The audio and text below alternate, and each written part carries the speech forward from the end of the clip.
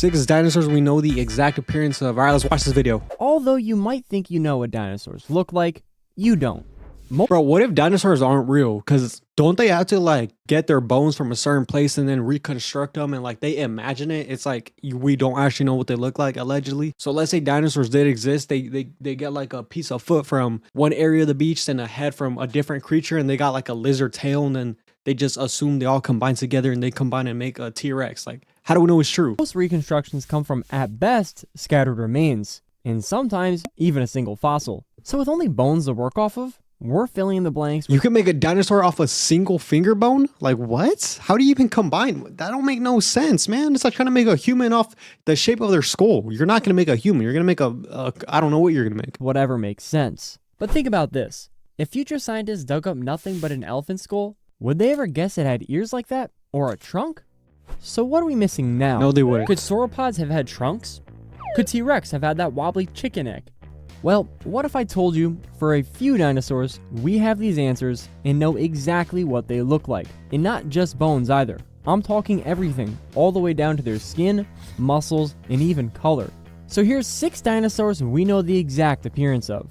First up is the animal that... I don't believe you. How do we know exactly if we weren't there? We don't have pictures of their skin. We don't know what color they were. We don't know if they were black, white, brown. We don't know if they were Asian. All we have is fossils and shapes and whatever from the mountains or rocks or igneous stones, however you call them. Shattered everything we thought we knew about Yeah, I think they had like black and like Asian and like Mexican dinosaurs, or no? Were they repping like different... All right, I need to chill. feathers on dinosaurs. Before this, most scientists thought feathers were only on teeny tiny bird-like dinosaurs, because the bigger the animal, the better it holds heat, so there's no reason to add more insulation.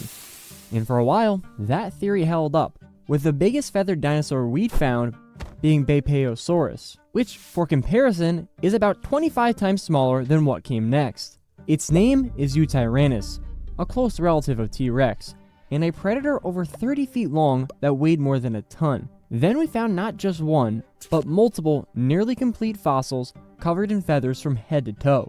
But don't picture anything like bird feathers, because these weren't built for flight.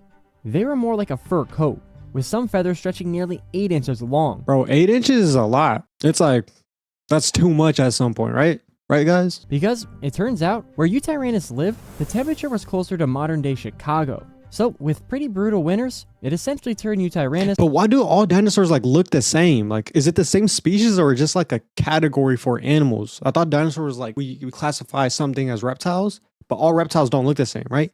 But all dinosaurs, like, they all have the 2 legs. They all, like, got that shape to them. They look like a little hunchback of Notre Dame, like... into a woolly T-Rex. But this wasn't the only animal that reshaped our view of dinosaurs. Meet Psittacosaurus, a small, beaked dinosaur from China with over 4... That is not real. I don't believe this, bro. Where would this have come from? And why did it disappear? Why doesn't it still exist? And why do they all have little arms and big legs? 400 fossils to its name, making it one of the most well-understood dinosaurs of all time. Especially because a few of those fossils, they're basically time capsules that preserve everything from skin impressions, to color, to its butthole. I'll explain that in a second. But first, color. Due to its unique preservation, we were able to find pigment-storing cells, and while I couldn't tell the exact colors, they did figure out it had a light belly and a dark back. Classic countershading, just like a deer. And here's where things start to get weird. Psittacosaurus is one of the only dinosaurs where we know what the cloaca look like. I know it's like they poop and eat or like pee or like something. It's like both a mouth and a... I don't know. I think that's what it is. Multi-purpose hole for waste and reproduction. I was Reptiles close. and birds still have them, and thanks to this guy, now we know the rest of the dinosaurs did too. And that's not even the only surprise this fossil had for us, as it shows a row of long bristle-like structures sticking out of its tail. What they were for? We don't know. But since Psittacosaurus was an early relative to Triceratops, there's a chance it also had those bristle-like tails as well. And while these fossils let us look into the past, there are people actually out here trying to protect what's still here today. Get back to the dead. What if I told you... Is it possible to bring back species? Like, remember when that one company brought back like the Arctic wolf and they brought back like hairy chipmunks or something? But they actually weren't that species. They just genetically modified them. Is it actually possible to bring back like a T-Rex, like on some Jurassic World stuff where we start an amusement park with T-Rexes and everybody dies and we start this crazy, you know? That'd be lit. I'm trying to invest into that. We found actual mummified dinosaurs. And I don't mean Egyptian mummies. Those are still skin and bone. I mean dinosaurs that got mummified, then got fossilized. So a rare preservation of a rare preservation. So it's double rare, kind of like a shiny Pokemon with perfect IVs or EVs, whichever one is, you know. See, the way fossils work is over time, the hardest parts of the body get slowly replaced. How do fossils even work? I'm literally asking this question while they're explaining it to me, but like I've never understood that. Like somebody dies or like a creature dies and their body gets buried in rock and like what goes on there? I thought they just get like demulsified or something. By minerals. So basically, all that's left is a rock cast of the original bone. So soft stuff like muscles, skin, and internal organs, these things usually disappear long before fossilization can even begin. So fossils is just a rock taking over the bone where it used to be. It's just not even bones. It's just straight up rock. So you can't even see like the actual remains of it. Damn, I thought I was getting robbed right now. Anyways, I forgot what I was saying. So let's just watch the video. But in a few ultra rare cases, a dinosaur corpse becomes mummified, allowing all those soft bits to survive long enough for fossilization. Take Dakota, for example. But how does it become mummified? Like what does it die in like a pool of glue or something that keeps its entire body together before it being fossilized? Or how does that work? You didn't explain it, bro. Like if I'm gonna say something, I need to know the intricate details about it. It's mostly known from a single fossilized foot, but it essentially looks exactly the same way as the day it died. You can see the wrinkles, the folds, and even the skin droop right between the toes. But that's not even the best example we've ever found. This is a Leonardo, a duck-billed dinosaur who got buried fast enough to preserve almost its entire body. It's one of the only times we've ever seen a— They call him Leonardo? Bro, what if its name wasn't Leonardo? He also said it was buried very fast, but who buried it? Cavemen? Other dinosaurs? How does that happen? Did it die in an avalanche and then get buried under rock and eventually turn into a fossil? Or how does that work? Dinosaur as it actually looked in life. His skin's still wrapped around the bones, his muscles and tendons are visible, we can even see some internal organs.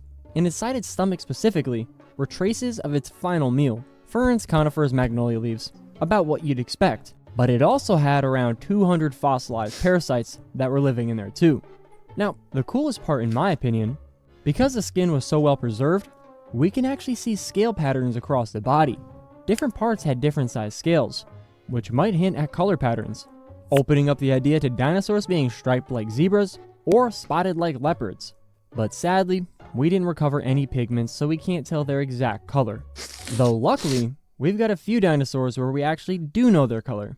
The first ever was Anchiornis. When scientists looked at its fossilized feathers under a— Why are we so worried about the color of dinosaurs? Like, what's going on here? Seems like us Americans want to figure out what kind of color people are and animals are.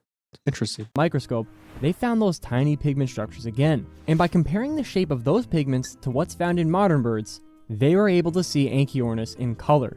On the body, we found gray, black and white on the wings, and interestingly, a bright rusty red mohawk, which shows us that dinosaurs were almost certainly as intricately colored as birds today. So dinosaurs are just big old birds. Also, when they construct these dinosaurs, he says that we 100% know what they look like, but do we actually know 100% what they look like? Is there anything missing? How do we know it's not like a combination of two animals? How do we not know it wasn't like damaged and it had his skin? How do we not know we're missing a part?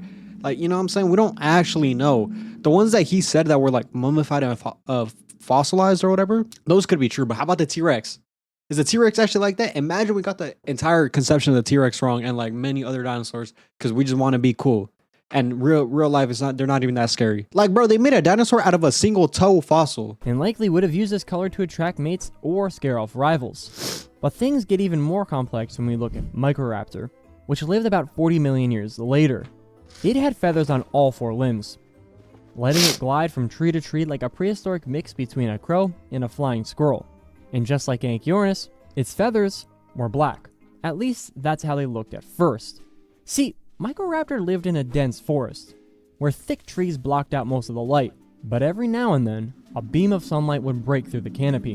And if Microraptor happened to be sitting in the right spot, that plain black would suddenly shimmer with blue and green, turning a Microraptor— So they were black at night and in like the light they had color? Like they were like fluorescent or pearlescent. What would even be the purpose of them having color in the light though if they're living in dark forests where they don't even need to be colorful? That's like a downgrade, no? If the sun hits them the right way, a predator might just see them and jump on them because they're not dark and they could easily see them with their blue color. into a mating display disco ball. Okay, now before we talk about the most lifelike fossil ever found, there's something else you need to hear first. A nodosaur called Pinacosaurus was discovered with a fossilized larynx. That's a Pokemon. That's got to be a Pokemon. The little ball in the back of his tail, I swear I've seen that Pokemon. He just smacks Moe's with that, bro. Which is basically its voice box. And when researchers finally analyzed it, they found signs that armored dinosaurs didn't just grunt or growl like we once thought. They might have actually sounded closer to birds, which makes the fossil of Boreapelta even more fascinating. No way. You're telling me these big old wannabe, scary, intimidating dinosaurs, their whole time they were trying to beef with everybody, and instead of sounding like rah, they were like, meh, meh, meh, meh, meh, meh, meh. Like, bro, you are not tough. You're not scary. Cavemen back in the day, if they existed, if any of this, you know what I'm saying, they would not be scared of you, little bro. Like, you are not tough. These animals are weak as hell. Because it's the clearest picture of any dinosaur we've ever discovered. It stretched nearly 20 feet long and weighed over 3,000 pounds.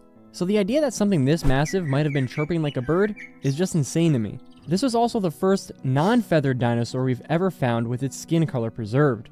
Its body shows a reddish-brown back and a pale underside, the same counter shading we saw on Psittacosaurus. And if something of this size still needed camouflage, you can only imagine the predators living in its environment, which is probably why its entire body was covered in thick armor and spikes, basically turning it into a walking fortress. But the way it died makes things even stranger.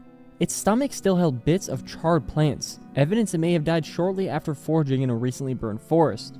But the real mystery is that it was found over 100. Bro, animals was so much doper, like, before they went extinct or whatever. Like, come on, like, God, create some more cool animals. I miss these dinosaurs. Bring them back. Bring back King Kong. Bring back the T-Rex. Miles offshore, buried in what used to be a shallow sea, with the only fossils around it being mosasaurs. How it got there is still a mystery. The best guess that we have is that when animals die, their bodies fill with gas.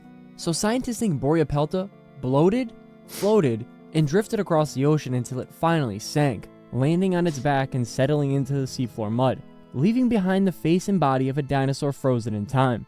Which one of these did you guys think was the coolest? So how did dinosaurs even go extinct, right? Like, they say it was an asteroid or whatever, but the asteroid hit, then we somehow came from fish. Or what happened? Cells, like, what's going on with evolution, bro? That's just the craziest thing to me. This is all really cool, interesting stuff, and I really thought that video was good. If anybody else enjoyed it, make sure to like, comment, subscribe. Let me know what your favorite dinosaur was. If you're not fucking with the T-Rex, then you're not a real one. T-Rex versus King Kong, one of the best duels in history of all time, better than Columbus and Eisenhower. They were not in the same generation. Better than Obama and Biden. Yeah, that was the best. Yeah, let me know if you like the video. Like, comment, subscribe. Let me know what else you want to watch. Bye.